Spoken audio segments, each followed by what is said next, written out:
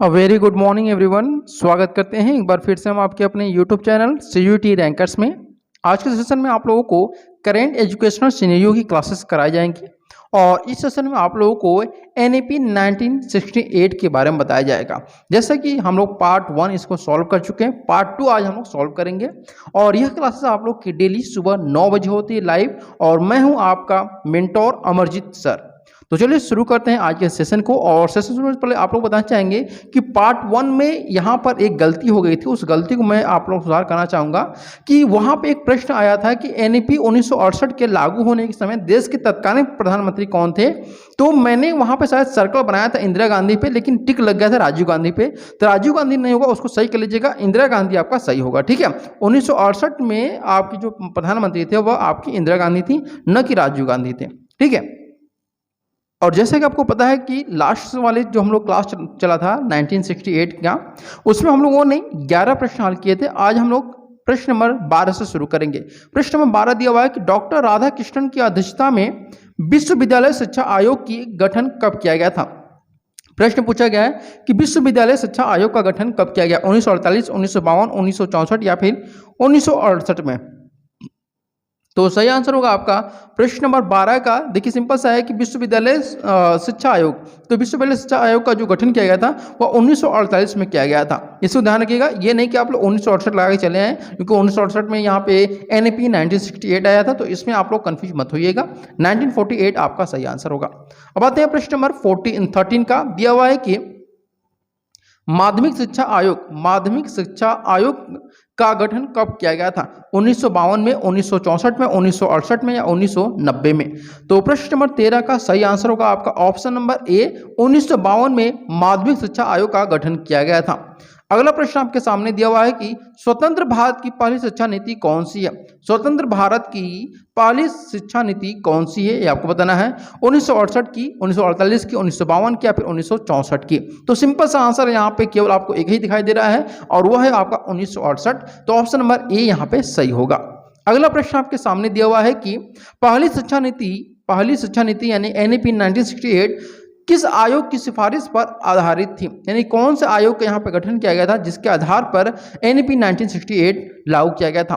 कस्तूरी रंगन आयोग, कोठारी आयोग या फिर कस्तूरी रंगन और कोठारी आयोग दोनों या उपरोक्त में से कोई भी नहीं। तो सही आंसर होगा आपका ऑप्शन नंबर बी, यानी कि कोठारी आयोग की सिफारिश पर पहली शिक्षा नीति लागू की गई थी। अगला प्रश्न आपके सामने दिया हुआ है कि कोठारी कमीशन ने सरकार को एनईपी 1968 के, ध्यान दीजिएगा, कोठारी कमीशन ने सरकार को एनईपी 1968 के प्रारूप को कब सौंपा था, 29 जनवरी 1966 में, 29 मार्च 1966 में, 29 मई 1966 में या फिर 29 जून 1966 में। तो यहाँ पे सही आंसर होगा आपका ऑप्शन नंबर 16 का। जो अगर हम बात करते हैं तो यहाँ पे डी सही आंसर होगा, यानी 29 जून 1966 को कोठारी आयोग ने सरकार को एनईपी 1968 के प्रारूप को सौंपा हुआ था। अगला प्रश्न आपके स्क्रीन के सामने दिया हुआ है, बहुत ही सिंपल सा प्रश्न आपके सामने आ रहा है और इन सभी का नोट्स मैंने ग्रुप में शेयर भी कर दिया है, तो आप लोग उसे पढ़ भी सकते हैं और उसी आधार पर आप लोग का यह प्रश्न तैयार किया गया है और आप लोग देख भी सकते हैं कि यह पेन से बनाया गया प्रश्न है। मैं आप लोग को ऐसे ऐसे प्रश्न तैयार कर रहा हूँ जो कि आप लोग के एग्जामिनेशन के लिए बहुत महत्वपूर्ण है। यह है कि एनईपी 1968 के लागू होने के समय देश के तत्कालीन शिक्षा मंत्री कौन थे, doctor Kariappa, doctor Madhusudan, doctor Triguna Sen या फिर नन ऑफ एबव। तो 17 का सही आंसर होगा ऑप्शन नंबर सी, यानी कि जब 1968 में आपका एनईपी लागू हुआ था तो उस समय के जो एजुकेशन मिनिस्टर थे वह डॉक्टर त्रिगुणा सेन जी थे।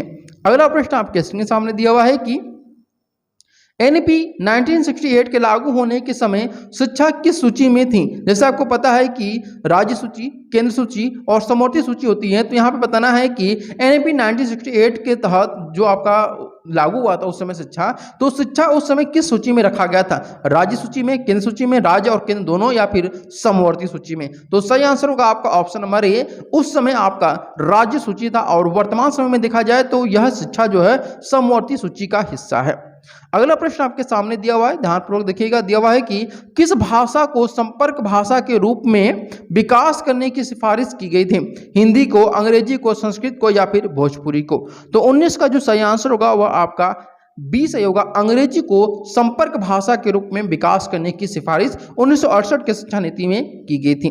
अगला प्रश्न आपके सामने दिया हुआ है कि कोठारी आयोग की स्थापना किस पंचवर्षीय योजना के अंतर्गत हुआ था। आप लोगों को पता है कि पंचवर्षीय योजना जो हमारे देश में 12 पंचवर्षीय योजना लागू हुई थी, उसमें आप लोगों का योजना अवकाश भी था जिसमें, ठीक है। तो इसमें प्रश्न पूछा गया है कि कोठारी आयोग की जो स्थापना हुई थी वह किस 5 ईयर प्लान के अंतर्गत आप लोग की हुई थी।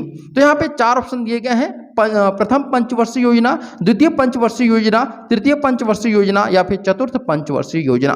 तो सही आंसर होगा आपका ऑप्शन नंबर सी, तृतीय पंचवर्षीय योजना। यह तृतीय पंचवर्षीय योजना के एकदम बिल्कुल लास्ट समय में कोठारी आयोग की स्थापना की गई थी।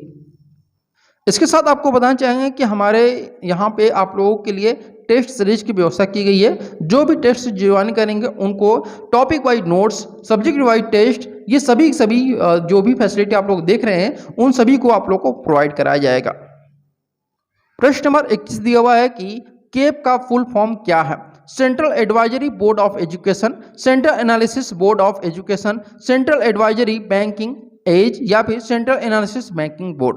तो सही आंसर होगा आपका 21 का ऑप्शन नंबर ए, यानी कि central advisory board of education CABE का फुल फॉर्म है। अगला प्रश्न आपके स्क्रीन सामने दिया हुआ है कि डीपीएसपी का फुल फॉर्म क्या है। डीपीएसपी का फुल फॉर्म क्या है। Direct principle of state policy, directive principle of state policy, director of principle of state policy या फिर नन ऑफ एबव। तो 22 का सही आंसर होगा आपका ऑप्शन नंबर बी, यानी कि directive principle of state policy आपका सही आंसर है। अगले प्रश्न में आते हैं हम लोग, दिया हुआ है प्रश्न नंबर 23 कि माइनॉरिटी एजुकेशन को बढ़ावा देने के लिए कब बैठक हुई थी। माइनॉरिटी एजुकेशन को बढ़ावा देने के लिए कब बैठक हुई थी। 1960 में, 1961 में, 1962 में या फिर 1963 में। तो सही आंसर होगा आपका ऑप्शन नंबर बी, 1961 में माइनॉरिटी एजुकेशन को बढ़ावा देने के लिए बैठक आयोजित की गई थी, जिसमें आपके एमपी, एमएलए सभी लोग यहाँ पे एकजुट हुए थे। तो उम्मीद करते हैं आप लोगों को सेशन पसंद आया होगा। आज हम लोग सेशन को यहीं पे एंड करते हैं और हमारा कल का जो सेशन होगा वह 1986 जो आप लोग की 1986 में जो आपकी शिक्षा नीति आई थी, ठीक है, उसके बारे में वहाँ से जो इंपॉर्टेंट प्रश्न होंगे वो आप लोग के लाया जाएगा और इन सब की जो पीडीएफ है वह फ्री ऑफ कॉस्ट आप लोगों को टेलीग्राम ग्रुप पर मिल जाएगी। और जो लोग यहाँ पे सेशन अटेंड किए होंगे उनको आंसर की कोई प्रॉब्लम नहीं होगी। जो लोग सेशन अटेंड नहीं किए होंगे वो फिर अपना गूगल वगैरह से सर्च भी कर सकते हैं। ये सभी के लिए फ्री ऑफ कॉस्ट है, चाहे आप लोग इसको देखिए या ना करिए। तो आप लोगों से उम्मीद करते हैं, इतना उम्मीद तो कर सकते हैं कि आप लोग इस सेशन को लाइक कर सकते हैं। तो लाइक करना ना भूलिएगा। Thank you so much.